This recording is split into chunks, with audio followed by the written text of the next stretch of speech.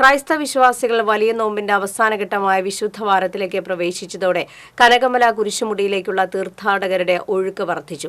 ദിവസേന ആയിരക്കണക്കിന് തീർത്ഥാടകരാണ് കുരിശുമുടി കയറി തോമാസ് ലീഹായെ വണങ്ങാനെത്തുന്നത്.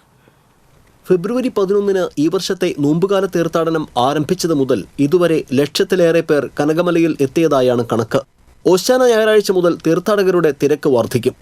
പെസഹ വ്യാഴം മുതൽ തീർത്ഥാടകരുടെ നിലയ്ക്കാത്ത ഒഴുക്കാണ് ഇവിടെ പ്രതീക്ഷിക്കുന്നത്.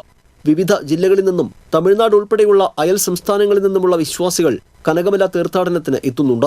ദേശീയപാതയിലൂടെ മലയാറ്റൂരിലേക്ക് പോകുന്ന തീർത്ഥാടകരും യാത്രാമധ്യേ കനകമല കുരിശുമുടി കയറിയാണ് യാത്ര തുടരുന്നത്. ഇരിങ്ങാലക്കുട രൂപതയിലെ പ്രധാന തീർത്ഥാടന കേന്ദ്രമായ കനകമലയിലേക്ക് രൂപതയിലെ വിവിധ ഇടവകകളിൽ നിന്ന് വിശ്വാസികൾ കൂട്ടമായി എത്തുന്നു. തീർത്ഥാടകർക്ക് ആവശ്യമായ എല്ലാ സൗകര്യങ്ങളും കനകമല അടിവാരത്തും കുരിശുമുടിയിലും ഏർപ്പെടുത്തിയിട്ടുണ്ട്. വിശാലമായ പാർക്കിംഗ് ഗ്രൗണ്ടും 24 മണിക്കൂർ ആംബുലൻസ് സൗകര്യവും കുരിശുമുടിയിലേക്കുള്ള പാതയിൽ കുടിവെള്ള ടാപ്പുകളും ഒരുക്കിയിരിക്കുന്നു. തീർത്ഥാടനത്തിനെത്തുന്ന മുഴുവൻ പേർക്കും നേർച്ച കഞ്ഞിയും നൽകി വരുന്നുണ്ട്. കനകമല കുരിശുമുടി നോമ്പുകാല തീർത്ഥാടനത്തിന്റെ ഭാഗമായുള്ള മഹാതീർത്ഥാടനം ഞായറാഴ്ച നടക്കും.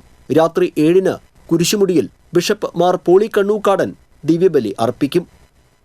TCV കൊടകര.